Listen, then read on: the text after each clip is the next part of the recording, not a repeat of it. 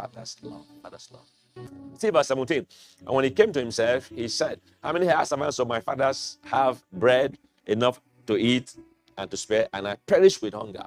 18. I will arise and go to my father. I will tell him, Father, I have sinned against heaven and before thee.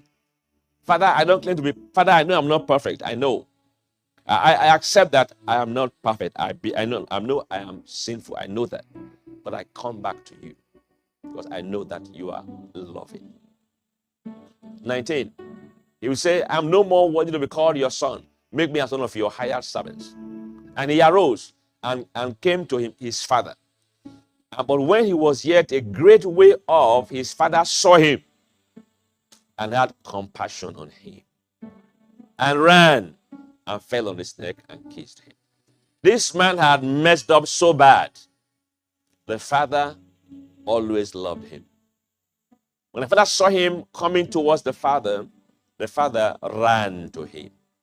Now, this is what he does. Our Father is so merciful that if any sinner just turn their eyes towards him and move towards him, he runs to them.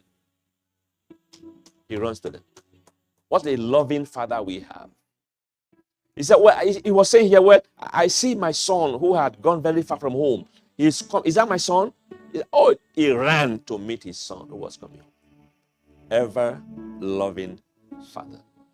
The son felt so guilty. He had done so wrong. He said, Father, please, don't call me son anymore. Make me one of your slaves. If you make me a slave, I'm fine with that.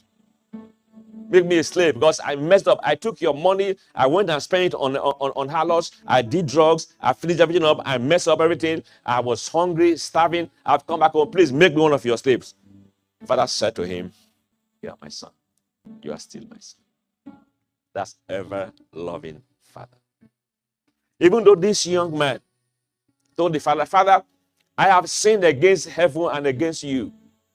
The father never mentioned what the boy did. He never. He didn't say, you know what? Yes, I remember you were a bad boy. You took my money and you want to go and squander it. Okay, welcome back. He didn't even go there at all. Check this. He didn't even mention that at all. That is the ever-loving Father. He does not find faults. Does not make you look guilty.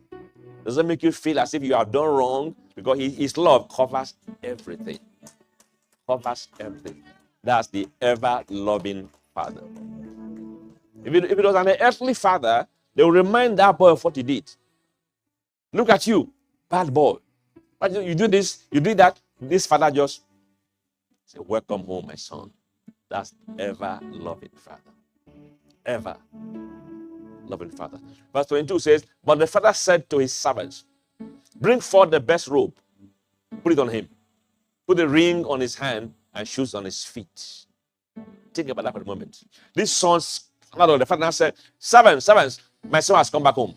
Just dress him up royally. Put shoe on his feet. Put the best robe on his body. That's righteousness. Cover him up. God's love covers us when we do wrong. All we need to do is to just come back to him. That's all. The father always loved him. But do you observe, when he was out for the father's presence, when he was far from his father, he was suffering. The father couldn't help him. Because he was not with his father. He was with the swines. When he was with the swines, the father's love couldn't show. He couldn't enjoy the father's love. All he was doing, suffering among the pigs. That's what he was doing, because he was in the swine realm. He couldn't enjoy the father's love. But when he came back to the father, love overwhelmed him. The best place to be is with the father. That's where you enjoy the goodness of God, with the father. And bring hither the fatted calf and kill it. Let's eat and be merry. For this my son was dead and is alive again. He was lost and is found. And they began to be merry. To be merry. Our Father is so loving. He always wants us to come back to him when we do what is wrong. His love for us is an unending love. Let me ask you a question. Where would you be? With the father or with the swines? Answer me. With the father, right? But with the swines, you are in penury.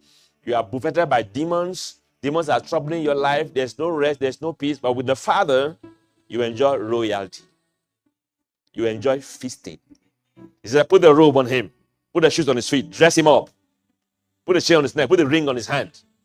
Let's begin to enjoy. Let him enjoy this festivity of being home with me, his father.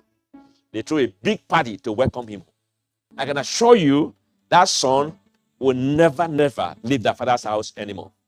Not after he has suffered with the swine and is enjoying the father's love. He will still with the love of the father.